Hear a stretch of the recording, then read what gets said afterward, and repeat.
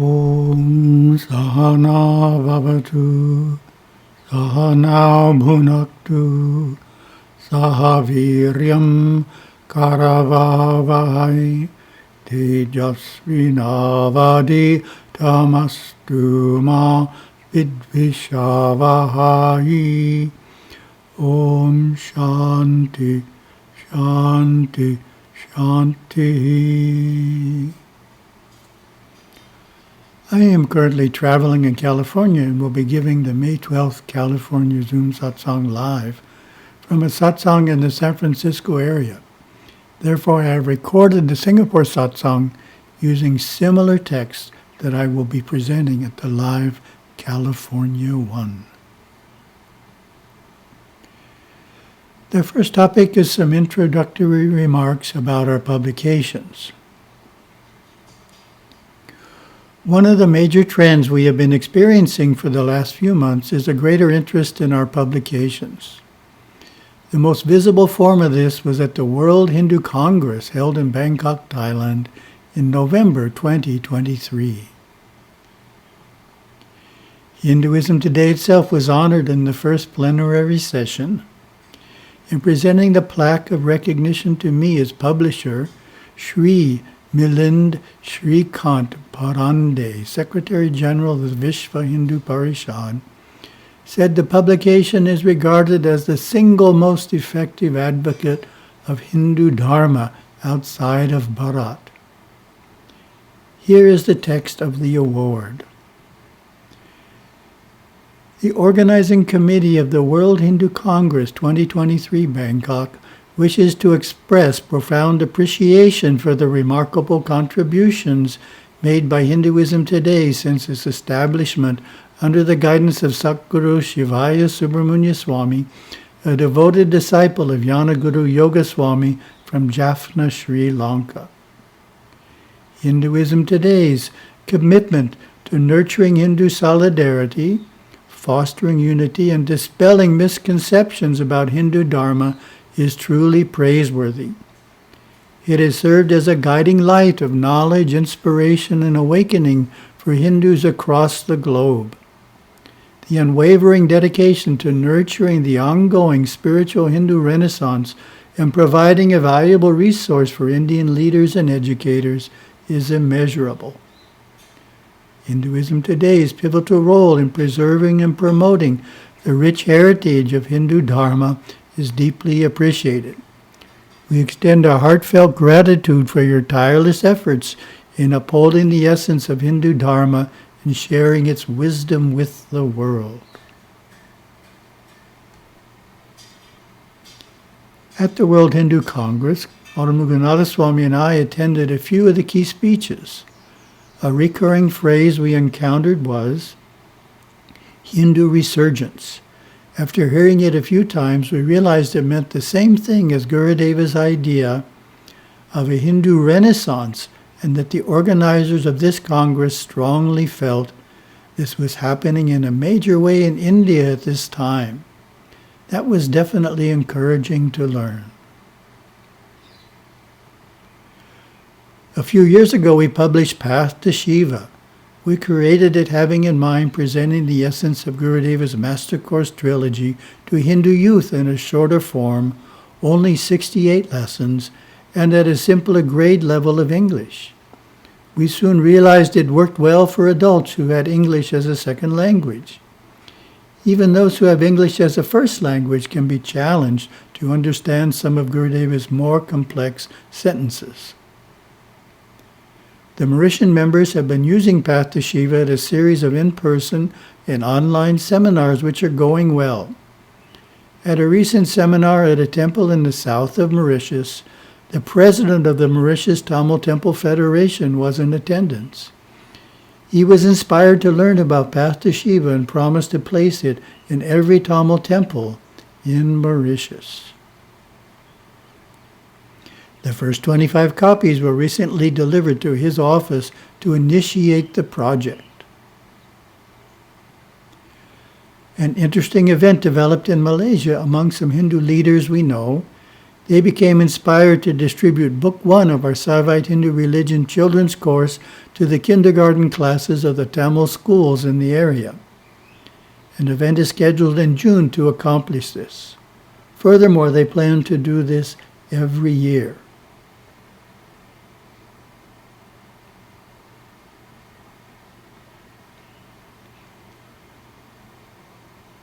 Next, at the California Satsang, I will be presenting sections of the coming July 2024 Publisher's Desk.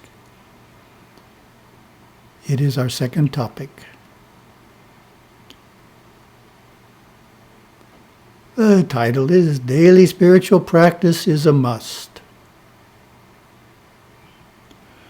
A number of years ago, as part of a seminar with a group of Hindu university students, I asked the question, what is the goal of Hinduism? They answered, to realize the self. This, of course, is the correct answer. I then asked, how much progress did you make yesterday toward that goal? The group grew silent. It is such a lofty and for most remote attainment, which takes many lifetimes, it hardly relates to most people's daily life. Clearly, a more immediate goal is also needed. A good understanding for the immediate goal is to achieve steady spiritual progress in each lifetime. Spiritual progress relates to the ever-deepening experiences of our soul nature, known in Sanskrit as the Atma. The first experience of the Atma is as a consciousness that is content, kindly, creative, and intuitive. A deeper experience is having a divine love for all beings. Still deeper is the level of brilliant inner light and the possibility of visions of deities and rishis.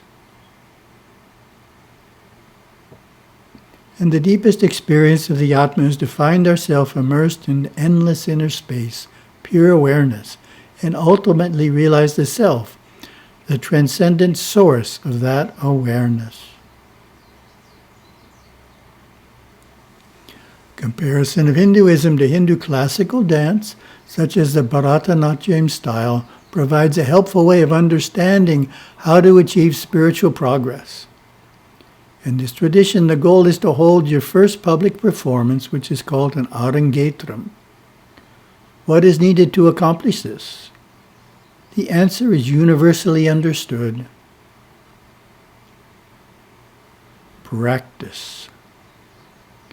It can't be done simply through reading books, attending the dance concerts of others, or participating in a weekly dance class. In fact, students typically undergo rigorous training in dance techniques, repertoire, music, and expression combined with dedicated daily practice for up to 10 years or more before they are deemed ready to perform their arangetram. In Hinduism, dedicated repetition of spiritual disciplines over an extended period is called abhyasa. And one who performs abhyasa is an abhyasi.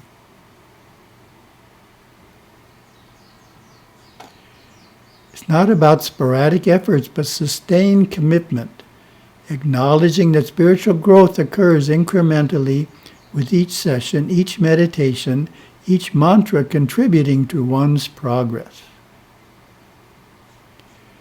In his Yoga Sutras, sage Patanjali states that progress in yoga is achieved through abhyasa, emphasizing that such repetitive practice must be cultivated uninterruptedly and with devotion for a long time. Clearly, this is parallel to the efforts needed to achieve an arangetram. Both require consistent daily practice over a long period of time. Dance taking many years, and self-realization taking many lifetimes. For Hindus wanting to take up a daily practice, unless your family is following a strict tradition, it is hard to know where to start. To provide guidance at the beginning, I have developed a 10-minute daily spiritual exercise that can be performed whenever time is available and does not require initiation. It includes 4 areas of yoga disciplines and daily practice, or sadhana. I suggest it be taken up around age 15, which is the traditional age that Hindu youth commit themselves to some form of daily spiritual routine. At that age, a young person is mature enough to sustain the practice and not give it up after a few months. I also suggest that after all schooling is complete, the routine be increased to half an hour.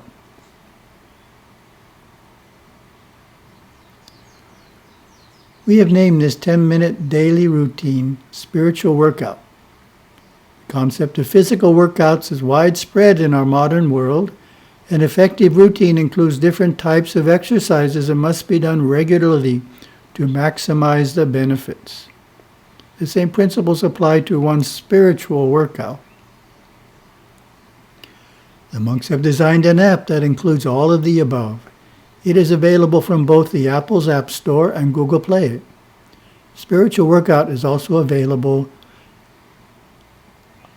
at the website bit.ly/spiritual workout. The app's description gives this overview.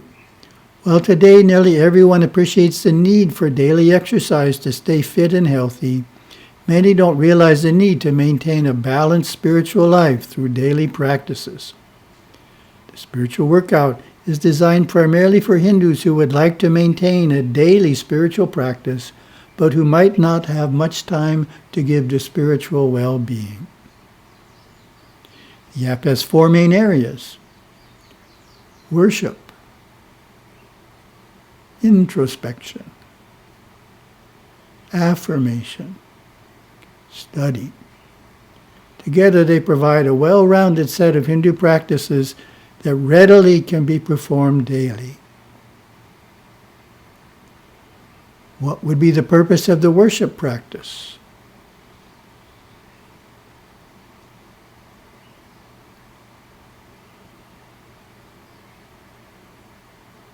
Question for you. Worship. The purpose of a devotional routine is to deepen our connection to the deity. The first practice given in the app, lasting 2 minutes, is to verbally or mentally chant the mantra Om Gam Ganapataye Namaha 9 or more times, ideally by offering grains of rice to a Ganesha Murti or picture with each repetition. And another question to you. What would be the purpose of the introspection practice?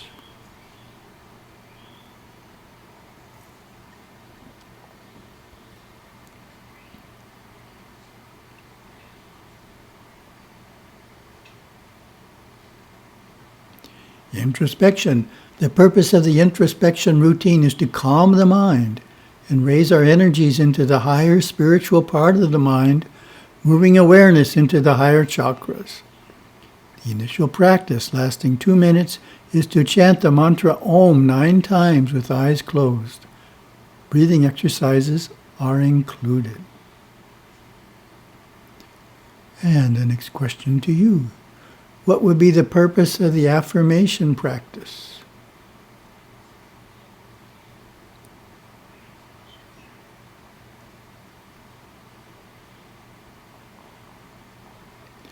Affirmation.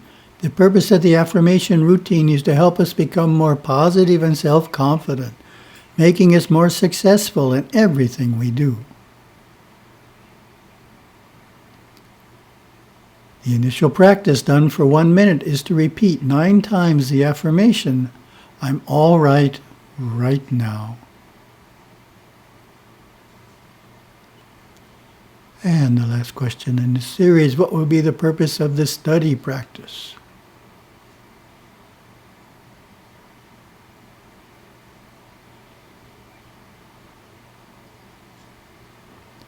Study. The purpose of the study routine is to increase knowledge of our faith and catalyze insights into Hindu philosophy and practices. The initial practice, lasting 5 minutes, is to read a sacred Hindu text that awakens new knowledge and insight. For those wanting more advanced disciplines, the Spiritual Workout app gives a number of options. In the worship section, the advanced option is learning a full home puja to Lord Ganesha. The app includes chanting recordings for each of the puja sections to help in learning the correct pronunciation. For the introspection section, a basic pranayama is given. 10-minute guided meditations on inner light, inner sound, and inner self are the advanced practices given. Individuals taking up a daily practice can expect some challenges. Gurudeva spoke of the challenges that one faces in establishing a daily practice. And another question, what do you think the challenges would be?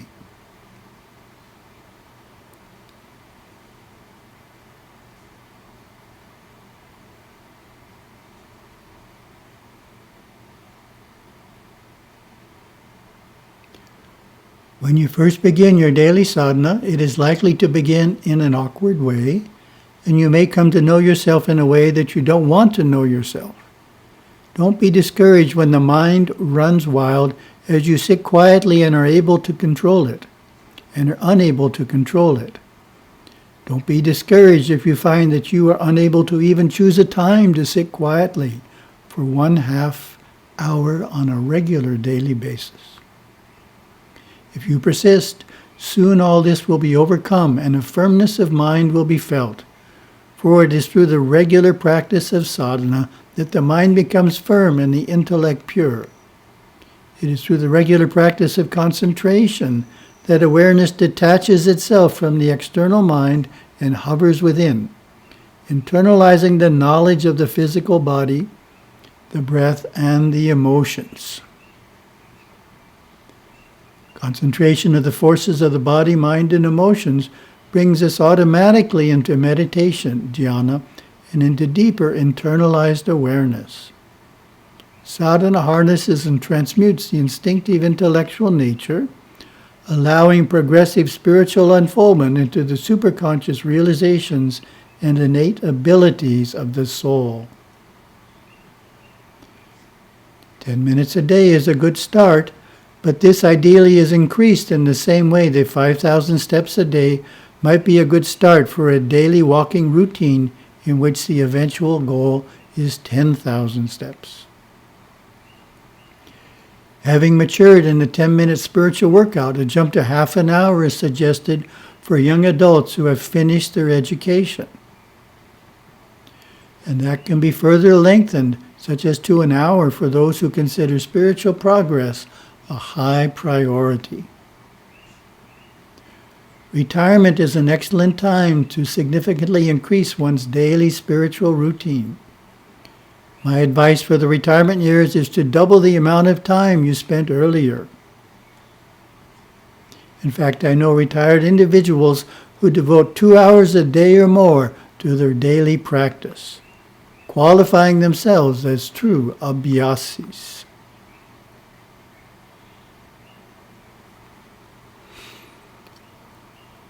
Om.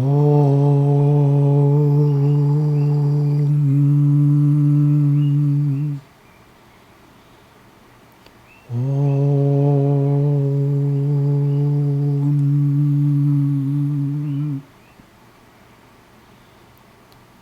Om.